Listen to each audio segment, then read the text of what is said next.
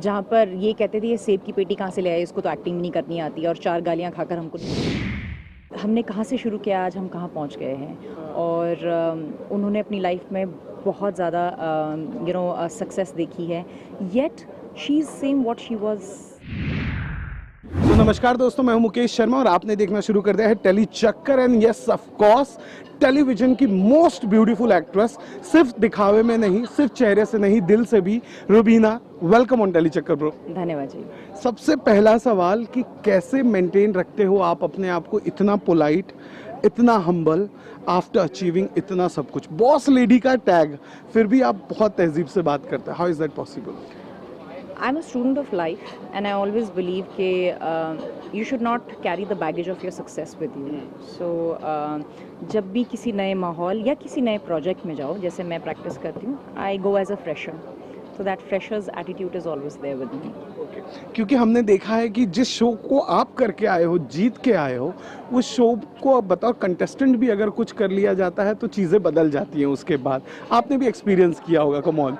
और यहाँ भी कुछ है। वेल, ये बताइए यहाँ पे आपका फेवरेट कौन है? वो जो भाई ये खाना बहुत अच्छा बनाता है, ये कंपटीशन है मेरा।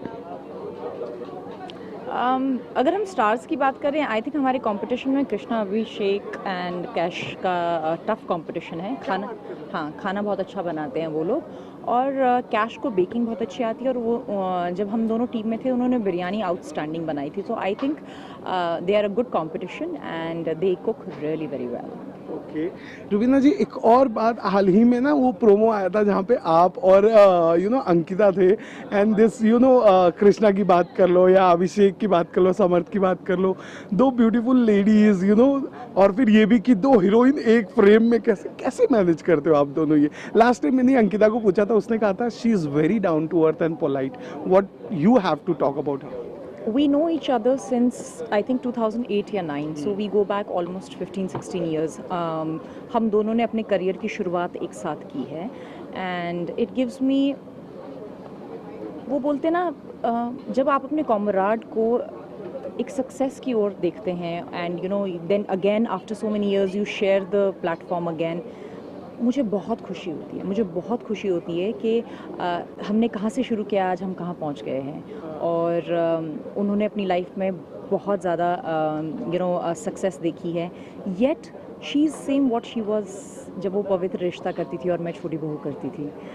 तो उनकी सादगी अभी भी वैसी है, and I completely appreciate that. I respect her decisions in life, I respect what she does, and that's amazing. And वो कहते हैं ना कि only a queen raises the other queen, and she is a queen in her own way, and she has given the best shows on our Indian television, and I think we should all respect that, and that's outstanding. Rubina, lastly मैं जो पूछना चाहूँगा, because we have lesser time with us, वो ये कि कई बार ऐसा होता है ना कि जब आप आते हो, आप लोगों ने टेलीविज़न को इवॉल्व होते हुए देखा है, आपने और अंकिता ने तब इस इंडस्ट्री में आए जब वो इवॉल्व होना शुरू हुआ था टीवी, और आज यहाँ पहुँच चुका है। तो क्या कुछ बदलते हुए आपने देखा है? और ट्रीटमेंट स्पेशली आप लोगों के साथ कैसा हो रहा है? पहले कैसा था, आज कैसा है?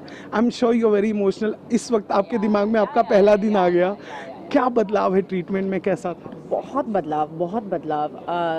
जहाँ पर ये कहते थे ये सेब की पेटी कहाँ से ले आए, इसको तो एक्टिंग नहीं करनी आती, और 4 गालियाँ खाकर हमको निकलना पड़ता था, आज वहीं पर हमारी काबिलियत देखकर लोग खड़े होते हैं और आदर और सत्कार के साथ वेलकम करते हैं। आई थिंक इससे ज़्यादा क्या कहूँ। वेल, लास्टली मैम, टाइम होता तो हम और बात करते, पर इतना ही बात, मुझे लग रहा है मुझे बहुत कुछ मिल गया जिस तरह से आपने बताया। कैसा लगा टेली चक्कर से बातचीत करके? और अपने फर्स्ट डे को, मुझे याद है कि आपको याद आ ही गया होगा, कैसा लग रहा है? Nostalgia and lots of gratitude कि कहाँ से मैंने सफ़र शुरू किया है, कहाँ तक पहुँची हूँ, और आगे बहुत लंबा जाना है। Thank you so much ma'am. धन्यवाद जी, धन्यवाद।